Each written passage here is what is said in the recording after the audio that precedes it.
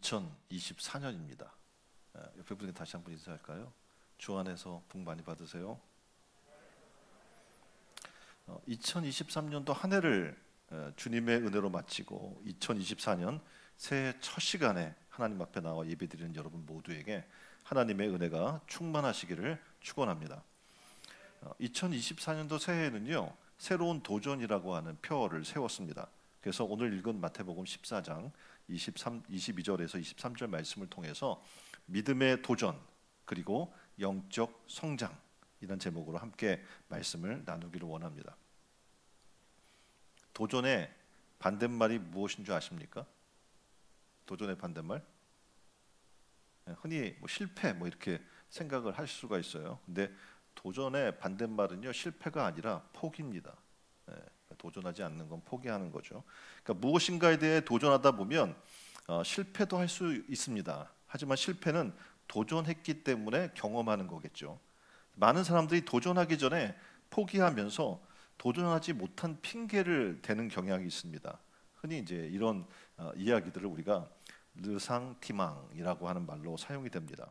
그래서 르상티망은요, 프랑스어인데 원한, 증오, 질투 따위의 감정이 반복이 돼요. 그래서 마음속에 쌓인 상태를 의미하고요. 철학에서는 약한 입장에 있는 사람이 강자에게 품는 시기심을 이야기할 때 이야기합니다.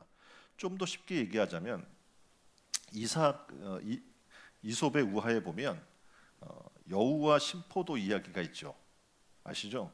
그래서 이 이야기가 르상티망을 아주 쉽게 설명해 주는 하나의 이야기입니다. 그래서 어느 날 여우가 먹음직스러운 포도를 발견합니다. 그런데 이 포도를 따려고 애를 써도 닿지가 않는 거예요.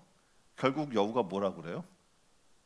포도를 보면서 이렇게 얘기해. 이 포도는 엄청 신기분명해. 이걸 누가 먹겠어? 이렇게 이야기를 하면서 화를 내면서 가버립니다. 여우는 어떻게 보면 이게 닿지 않으니까 이 포도에 대한 분한 마음을 그렇게 핑계를 대는 겁니다. 저 포도는 엄청 시기 때문에 먹을 필요가 없어. 왜냐면 이게 할 수가 없으니까요. 그래서 생각을 바꿈으로 어떻게 보면 원한이나 원망으로, 분노로 그걸 표출함으로 이거를 대체하는 거죠. 니체라는 사람은요, 르상티망이를 갖고 있는 사람들은 열등감을 노력이나 도전으로 해소하려고 하지 않는다라고 지적을 합니다. 대신에 열등감의 원천인 강한 타자를 부정을 합니다. 그리고 자신을 긍정하려고 하는 시도를 한다는 거죠. 그러니까 르상티망은요, 누구에게나 있습니다. 그러니까 뭔가 도전하려고 하는데 안 돼요. 그러니까 핑계를 대고 포기해버리는 그런 삶의 태도를 얘기하는 거죠.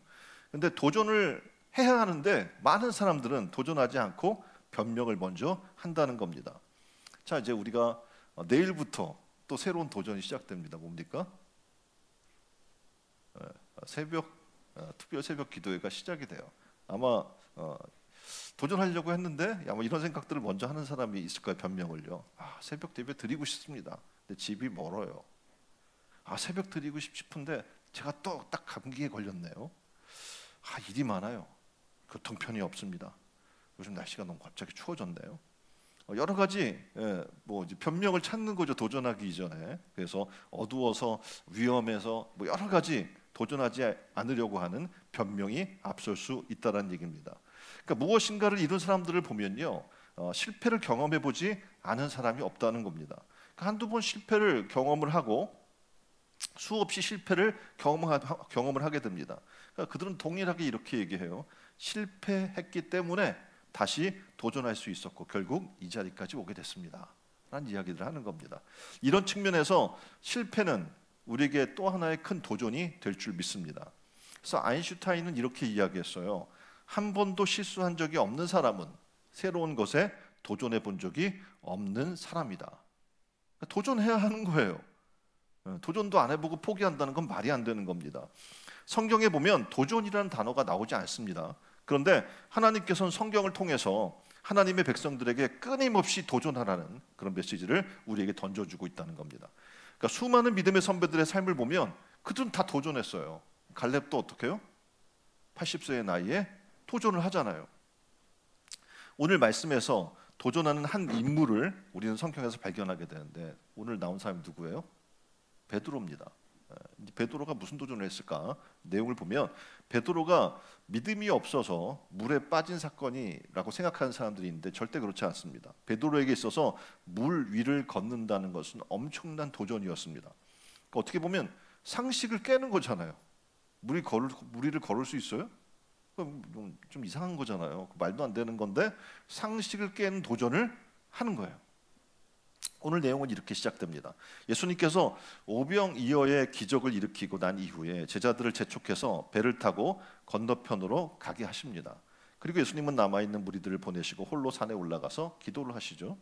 기도하는 가운데 예수님은 제자들이 탄 배가 물결로 인해 어려움을 처했다는 것을 아시고 밤 사경에 바다 위를 걸어서 제자들에게 갑니다. 밤 사경이라고 하면 새벽 3시에서 6시예요.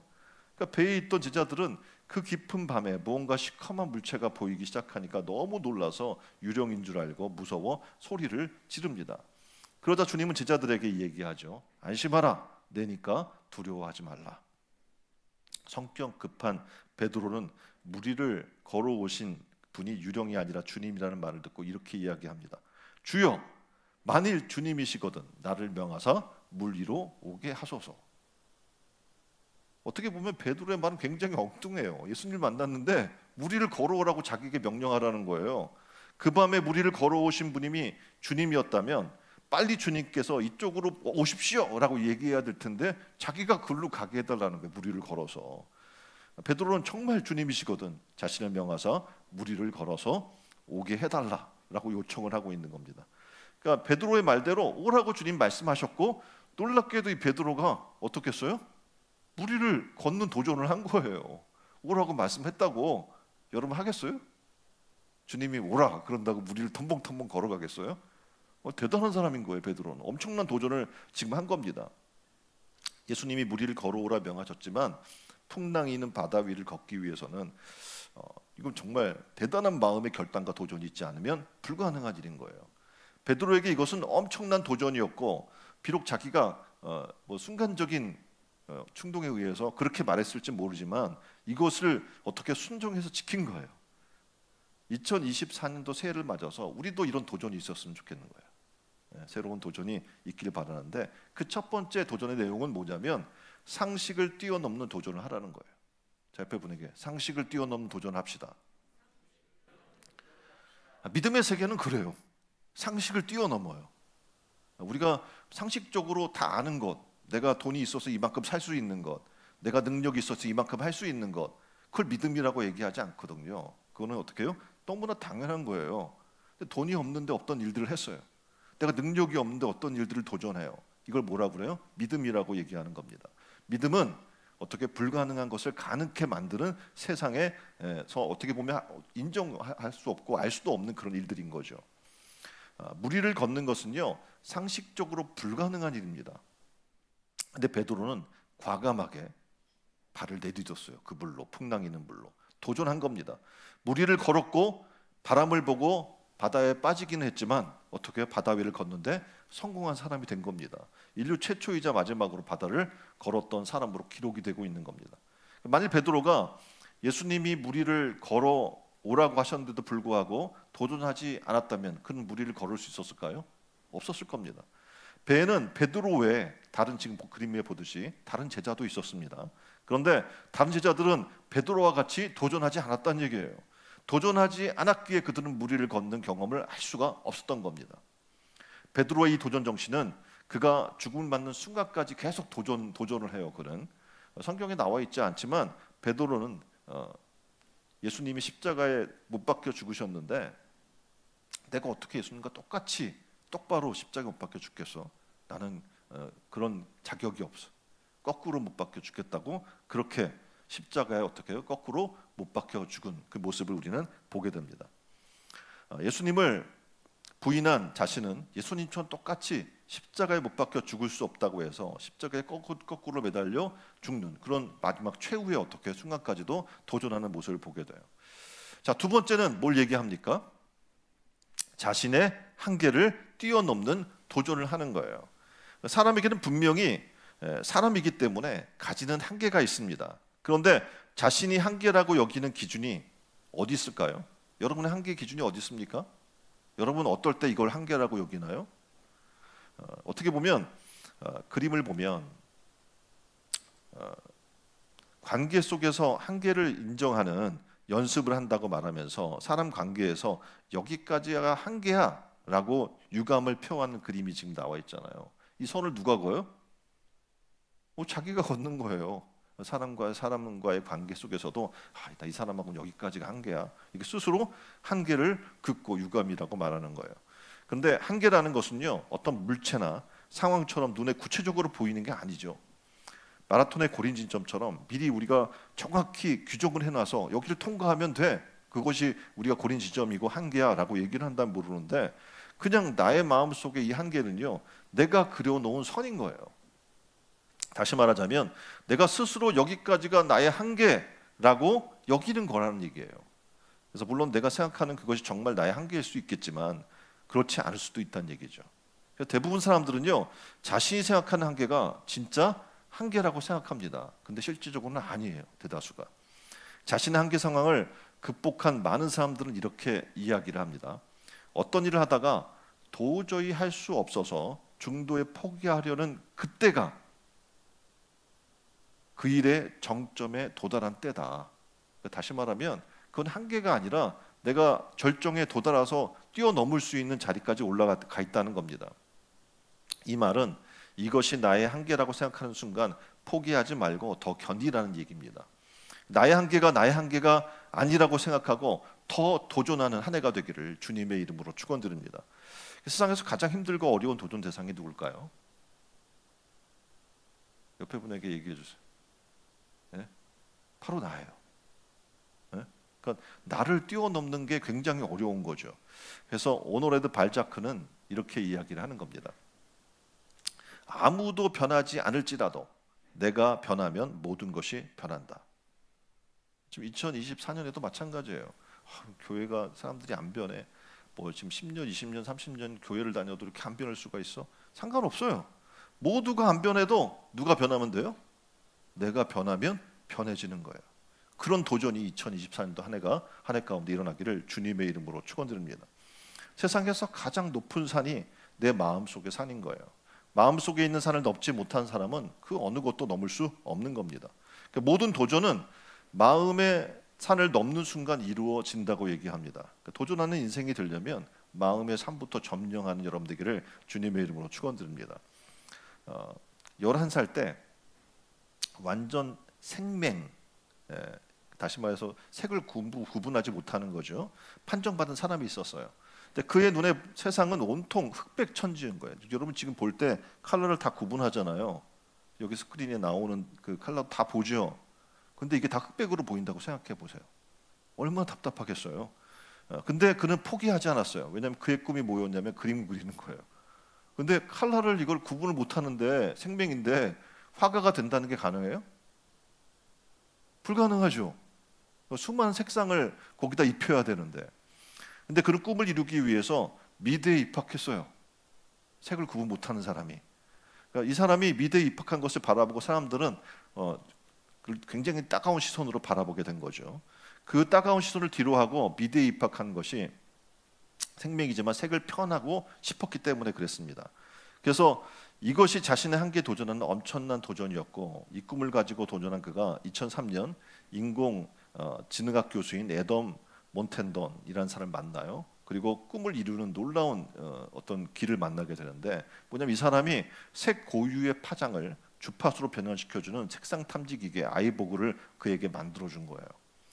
그러니까 수많은 시행착오와 피난 연습을 통해서 각 색의 고유 주파수를 기억함으로 보통 사람들이 구분하는 색상보다 훨씬 많은 360가지의 색을 구별할 수 있게 됐습니다. 그가 누구냐면 이 사람인데, 색을 볼 수 없지만 색을 들을 수 있는 화가가 된 거예요. 그래서 닐 하르비선이라고 하는 사람이에요. 굉장히 유명한 화가인데, 그러니까 흑백을 보는 사람이 도리어 주파수를 통해서 360개의 그 주파수를 기억을 해서 색상을 더 많은, 일반인들보다 더 많은 색상을 어떻게 보면 구별해낼 수 있는 사람이 된 거죠. 어떻게 보면 아이보그의 도움을 받아서 화가와 어느 화가와 마찬가지로 갖가지 색깔을 사용해서 그림을 그리고 있다는 얘기입니다. 이 닐 하르비소는 생명이지만 도전함으로 인해서 자신의 한계를 뛰어넘었습니다. 다양한 색깔들로 그림을 그릴 수 있는 화가가 된 거죠. 그러니까 도전한 자만이 자신의 한계를 뛰어넘을 수 있는 겁니다. 오늘 베드로도 똑같아요. 제자들 똑같이 있었잖아요. 근데 그들 중에서 누구만? 베드로만 주님 나도 무리를 걷게 해주세요. 오라고 하세요. 하고 새로운 상상할 수 없는 도전을 그 시기에 하고 있는 거예요. 그리고 무리를 걷는 거예요. 오늘 우리에게도 2024년도 이 한 해 무리를 걸어오라, 새로운 한계를 뛰어넘는 그런 도전을 명하신다면 믿음으로 도전해 보십시오. 하나님께서 어떻게 해요? 여러분 새로운 차원의 세계로 이끌어 주실 줄 믿습니다. 그래서 그 말씀드리는 게 바로 그거예요. 세 번째는 도전하면 어떻게 돼요? 성장하는 거예요. 교회를 30년, 40년 다녀도 왜 나는 성장하지 않을까? 도전하지 않아요. 그냥 관계처럼 교회 왔다 가는 거예요.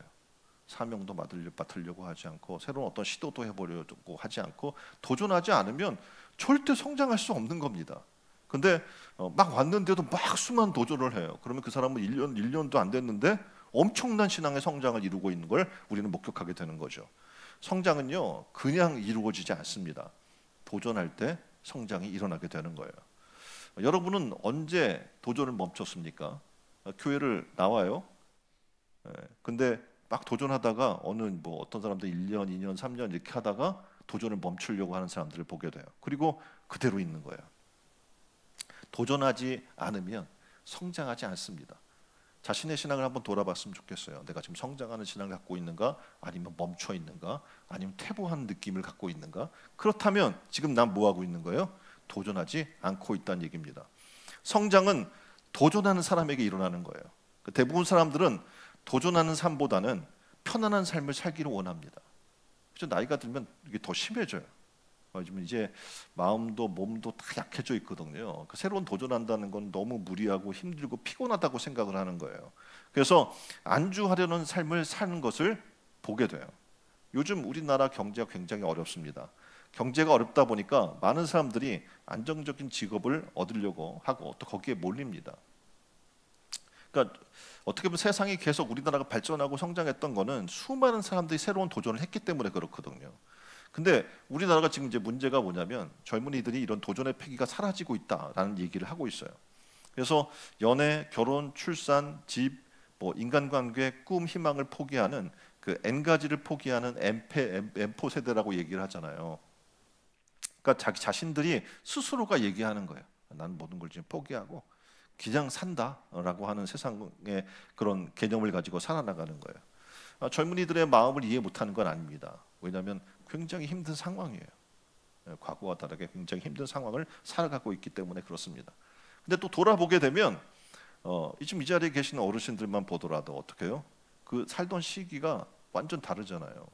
지금 좀 권사님들이나 이런 지금 80대 이런 분들이 살던 시대는 어떤 시대입니까? 일제 강점기였어요. 네? 그래서 어떻게 해요? 정말 고통받는 시기의 삶을 살아요. 그리고 지금 이 그림은 지금 나와 있는 그 6.25 전쟁, 일정 강점기, 그리고 다음 그림은 6.25 전쟁, 그리고 군사 독재, 이런 어려운 시기를 계속해서 포기하지 않고 살아왔기 때문에 지금 그림이 계속. 그래서 이런 시기를 포기하지 않고 살아오셨기 때문에 오늘 대한민국이 있는 겁니다.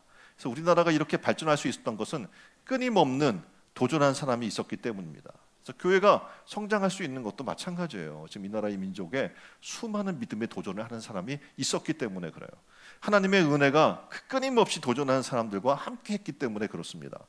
도전하는 사람이 없이 안주하는 사람만 있다면 퇴보할 수밖에 없겠죠.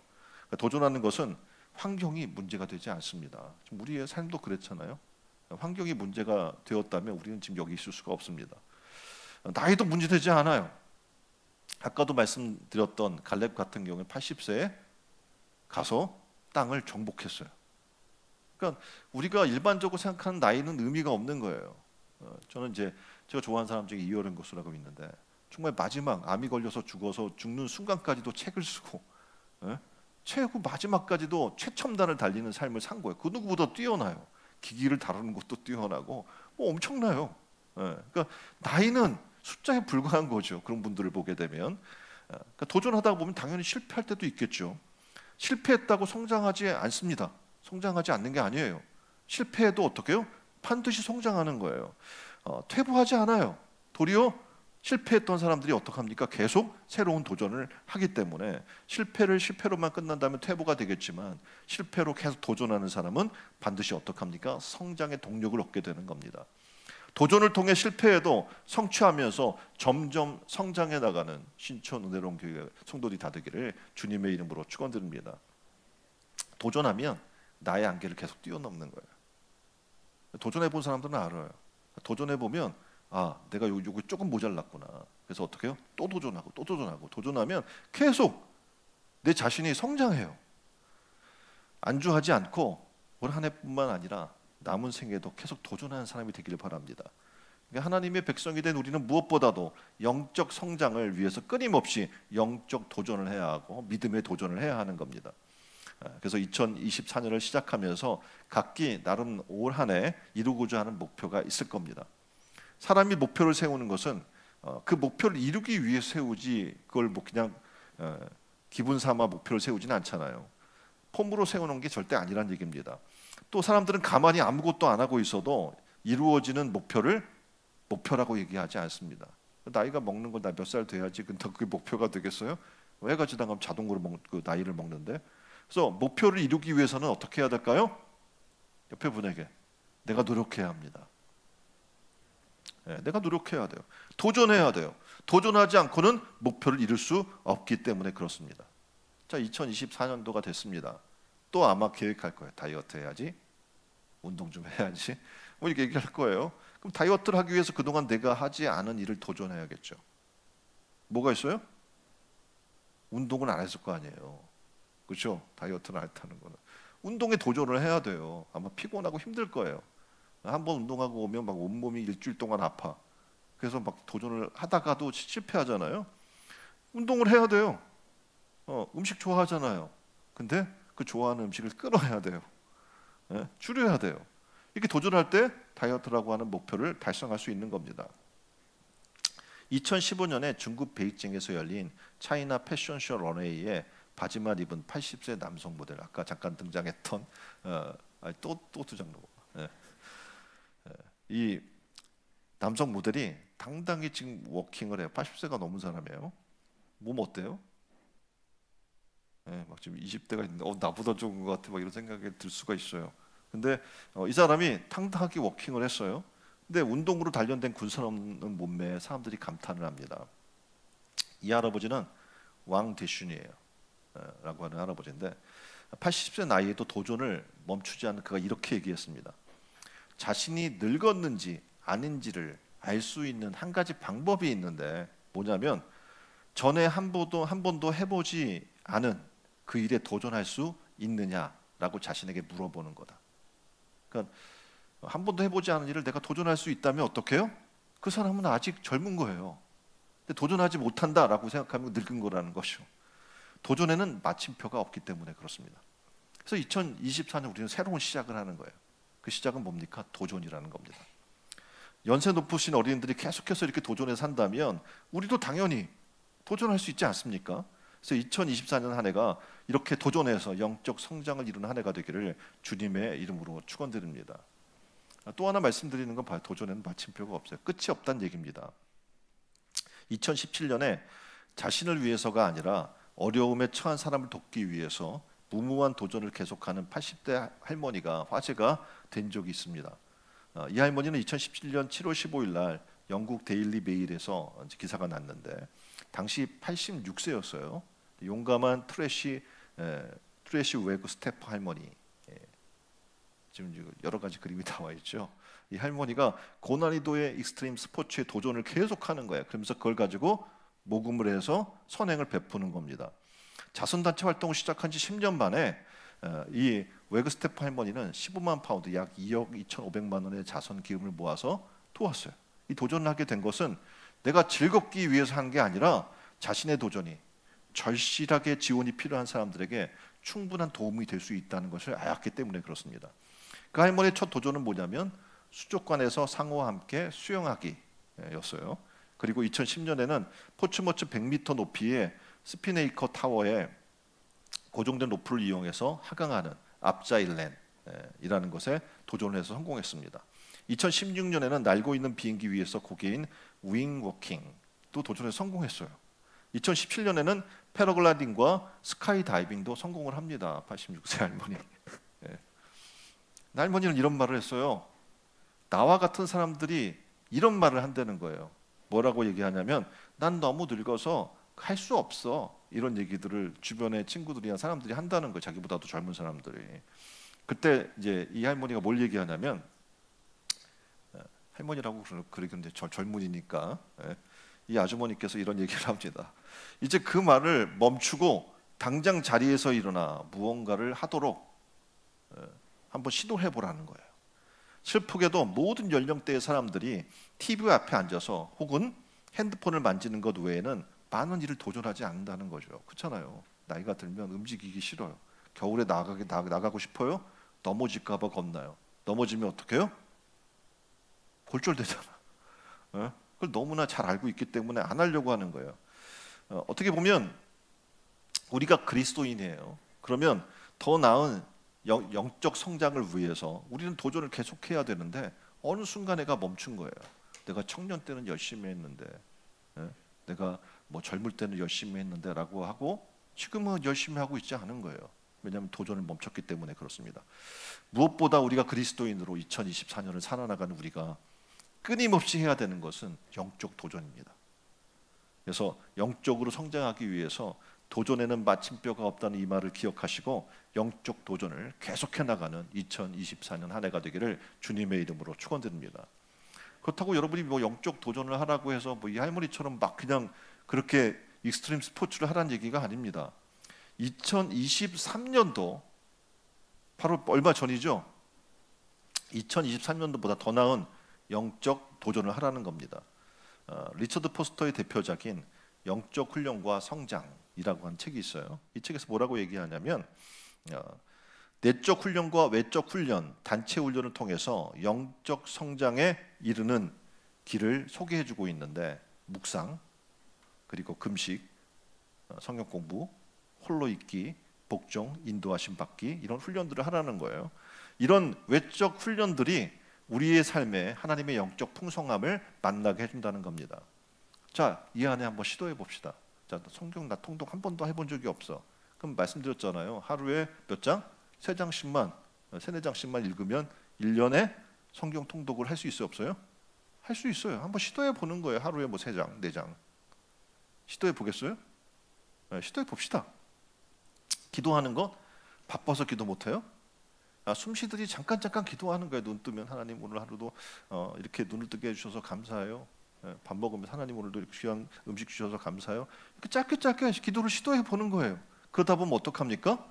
쉬지 않고 기도하고 있는 우리를 발견하게 될 줄 믿습니다. 주일 성수하는 거 해보는 거예요. 주일을 지키는 거. 그리고 올해는 한 명이라도 전도하는 걸 시도해 보는 거예요. 내 평생 한 명 전도해 보지 않았다면 올해는 한번 도전해 보는 거예요. 한 명. 해보겠어요? 네, 좀 자신감 있게 얘기해 보세요. 아멘 하는 것도 도전이고 하겠다고 이렇게 외치는 것도 도전이에요. 이제 하는 좀 아멘도 잘해 봅시다. 네, 그래요. 네.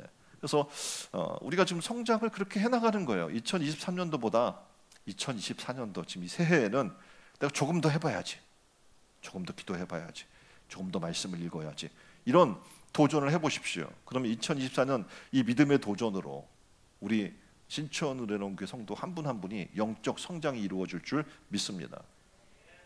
성장하기 원하시죠? 옆에 분에게 얘기해요. 도전합시다. 영적 도전을 하는 겁니다. 도전해서 2024년도 지나고 이제 이 4년은 2023년도보다 더 많은 영적 성장이 일어나는 신천 은혜로운교회 성도들이 다 되기를 주님의 이름으로 축원드립니다. 좀 함께 기도했으면 좋겠어요. 하나님, 그렇습니다. 이제 2023년도는 지나가고 2024년도 새해를 맞았는데 이 새해는 우리에게 영적 도전할 수 있는 그 도전을 주시고 또 믿음의 성장이 일어날 수 있도록 주여 축복해달라고. 하나님, 내가 이전의 삶을 돌아보니까 이랬는데 이전 것은 이제 지나가고 그리스도 안에서 새로운 피조물이 되게 해달라고 다 같이 한 목소리로 기도하겠습니다. 기도합니다.